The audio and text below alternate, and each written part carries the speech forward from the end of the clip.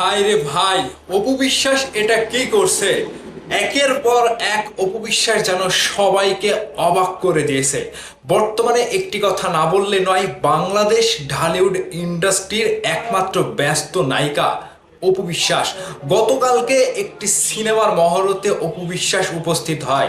তার পরবর্তীতে তিনি গভীর রাত পর্যন্ত, মধ্যরাত পর্যন্ত একটি সেলুন উদ্বোধন করেন, যেই সেলুনটা অপু বিশ্বাসের নিজস্ব। শুধু উদ্বোধন না, উদ্বোধনের বাইরে তার দুইটি সিনেমা নিয়ে বর্তমানে ব্যস্ততম সময় কাটাচ্ছে Dhallywood queen Apu Biswas. Hello everyone, লিখন আছে আপনাদের সাথে। অপু বিশ্বাসের এমন পরিবর্তনের ছোঁয়া যেন ঢালিউডে নতুন করে আবারও সাড়া জাগাচ্ছে। ভক্তদের মধ্যে নতুন একটা চাহিদা অপু বিশ্বাসের উপরে, যেই অপু বিশ্বাস দীর্ঘদিন পরে এরকম দুইটা সিনেমায় চুক্তিবদ্ধ হওয়ার পরে তিনি নিজেকে আবারও আলোচনায় কেন্দ্রবিন্দুতে এসেছে। তিনি বাংলাদেশের একজন নায়িকাদের দিকে তাকিয়ে দেখেন যে হ্যাঁ, কোন নায়িকাটা অপু বিশ্বাসের মতো এখন কাঁপাতে পারছে।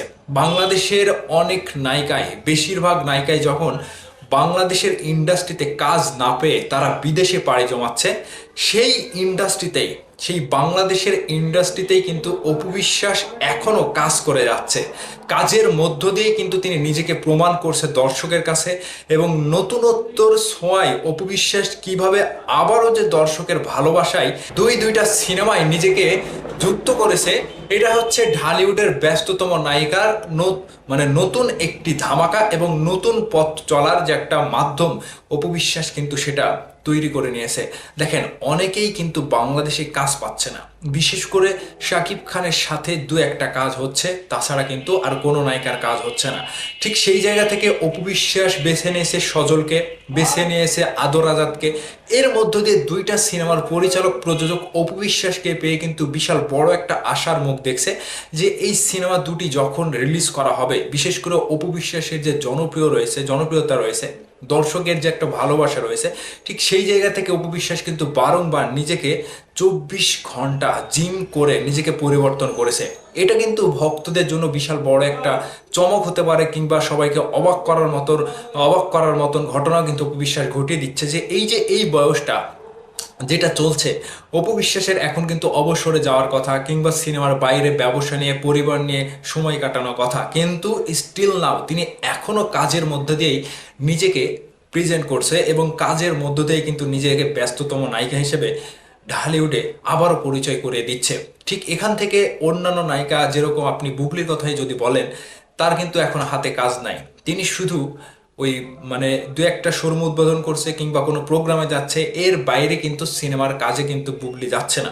ঠিক অপু বিশ্বাসকে যতই দেখছি ততই কি যে কেমন যেন একটা বিস্ময়কর ব্যাপার কাজ করছে, কিংবা অবাক করার মতো, অবাকই হয়ে যাচ্ছি যে এই মানুষটা অপু বিশ্বাস নায়িকা হিসেবে তো সারা জীবন কাজ করে এসেছে, এখনো কিন্তু তার অবসরে যাওয়ার সময় তার মধ্যেও তিনি কিন্তু একের পর এক কাজে যুক্ত হচ্ছে, এবং বিশেষ করে দুইটা সিনেমার মহরতে উপস্থিত হচ্ছে, কিংবা এর পাশাপাশি আরও বড় বড় প্রোগ্রাম করছে, তার ব্যবসার দিকে তাকাচ্ছে। দেখেন, ঢালিউডের একমাত্র ব্যস্ততম নায়িকা যদি অপু বিশ্বাসী হয়, এটা কিন্তু ভুল হবে না, এটা বলা কিন্তু ভুল হবে না।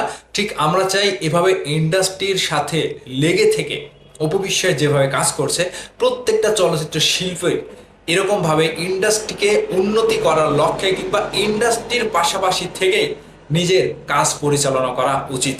আপনারা অপু বিশ্বাসকে দেখে কতটুকু অবাক হয়েছেন আমি জানি না, আমি পুরোটাই অবাক হয়েছি যে এই অপু বিশ্বাস এখনো স্টিল নাও কাজ করে যাচ্ছে। আপনাদের মতামত অবশ্যই কমেন্ট বক্সে চাই, আপনাদের মূল্যবান মতামত কমেন্ট করে অবশ্যই জানাবেন। ভালো থাকবেন সবাই।